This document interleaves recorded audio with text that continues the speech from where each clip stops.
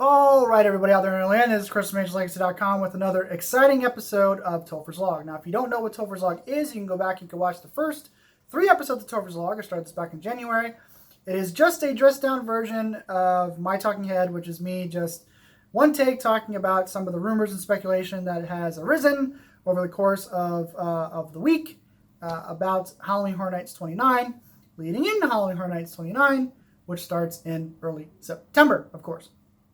And this week is kind of a biggie topic, and I'm going to try to get my thoughts out as straight line as I possibly can. It is what it is. So, unless you've been living under a rock in the Horror Nights fandom community, you might have heard that there is a leaked code list name for 10 houses coming to Halloween Horror Nights 29.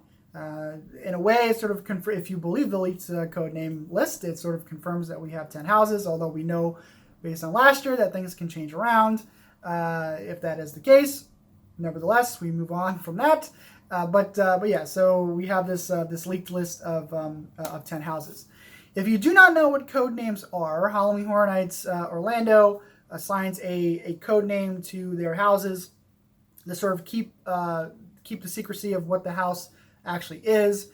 Some people, they are hints to the houses, but they're not like what they are, like what John Murdy does, where Murdy likes to run fans in circles 8 ways to Sunday to try to, figure out what the houses are.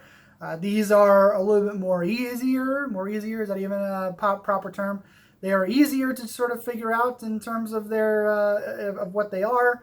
They're not difficult. They're not hard. For instance, Halloween Horror Nights 23, American Werewolf in London's codename was Harry, Harry, werewolf, whatever. So stuff like that. I mean, they're not difficult. But it is a thing. They do give code names. This is nothing new. It's nothing crazy. Nothing out of the ordinary. What is kind of crazy and out of the ordinary that people are sort of speculating that maybe this list is not accurate is the fact that it is very, very early. We just heard from Mike Aiello where he said that they are just starting working on their on the 7th house treatment for the event.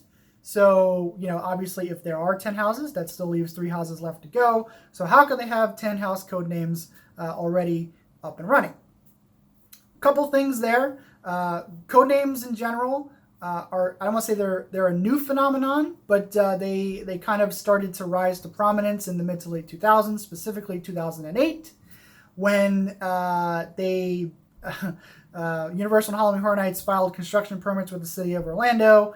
And when they filed those construction permits with the city of Orlando, they actually put the names of all the houses on those construction permits.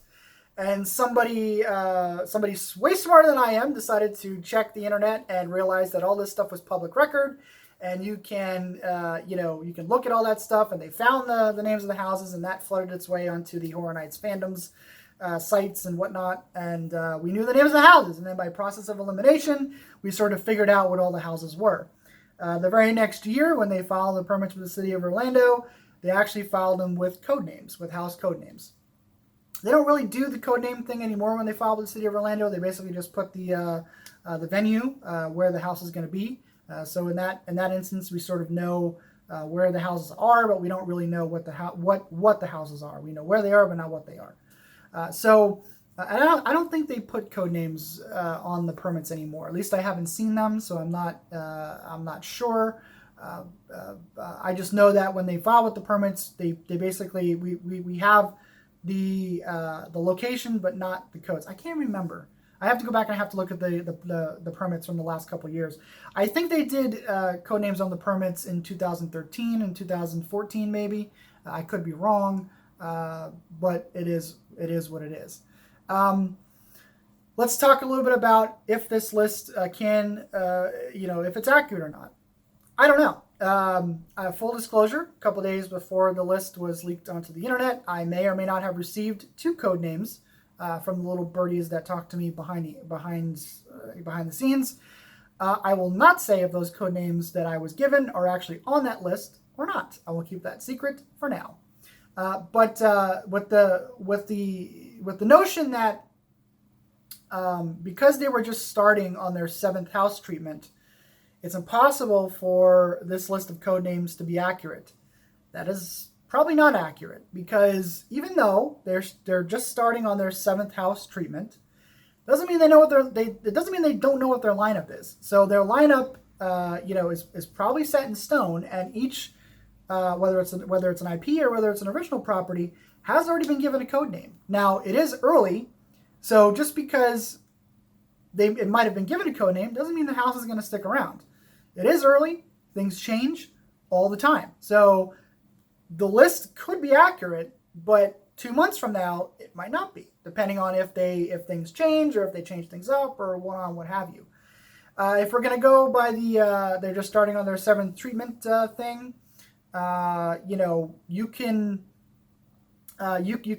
sort of, if you want to play devil's advocate, you can sort of deduce that if there are 10 houses, the last 3 houses that they have to start treatments on are original properties. So, they don't necessarily have to be IP properties. Maybe they got the IP properties out of the way in terms of their treatments, and they already have those locked down. So those treatments are done, but they have 3 original properties left to do, which can, it is what it is. But they might know what those properties, or they might know what those last 3 houses are, and they've already been assigned a code name. But again, I want to stress this enough, or I can't stress this enough. Just because the list could be accurate doesn't mean that it won't be accurate a month from now, because it is early and things change. That is just the nature of this game. It's just how it is. Codes are funny. People, there's another group of people out there that believe that this list that was put out there was sort of done on purpose to sort of weed out leakers and things of that nature. That sort of rumor comes up every year, that things are put out into the etherverse to sort of weed out leakers and things of that nature, to sort of get people in a gotcha moment that they can figure out who's leaking all this information to the insiders of a theme park fandom, whatever. I don't buy a whole lot into that because it does, in general, again, I'm not saying that the list is real or whatever. I'm saying that this notion that Horror Nights is involved in this sort of underground campaign to sort of fool and trick people. I'm not saying some shenanigans don't happen, because they do, especially last year. There were a lot of shenanigans last year. But whether or not those shenanigans are kind of intentional or not, I'm not going to say yes or no, but who knows? It is entirely possible. It is very, very early in the game. I cannot stress that enough either. It is very, very early in the process of Halloween Horror Nights 29. They have started Halloween Horror. This is the Halloween Horror Nights 29 process has started extremely early. They're starting construction. They're starting this. They're starting that. It is very, very early for all this stuff.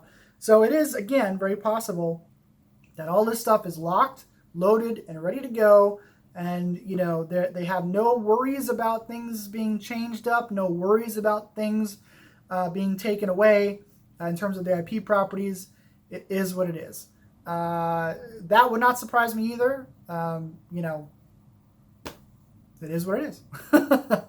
But yeah, so that was sort of the big scuttlebutt that was going on around the interwebs this week, was this leaked list. Don't know if it's real, or at least I won't tell you if it's real or not. Don't know if it's real. Don't know if it's fake. But all I can tell you is what sort of analyzing some of the chatter that people are talking about, whether or not it's too early or whether or not it's this or that. No, I mean, it is early, but they might have their lineup already locked in, and they know what the code names are. They've just assigned everything a code name. It could be an early list of stuff that might be totally different. We don't know. So that's the nature of the game. But anyway, guys, that is it for me this week. I hope you all are enjoying this. Tried to change up the venue a little bit. We'll see how it goes. But until next week, I will talk to you guys later.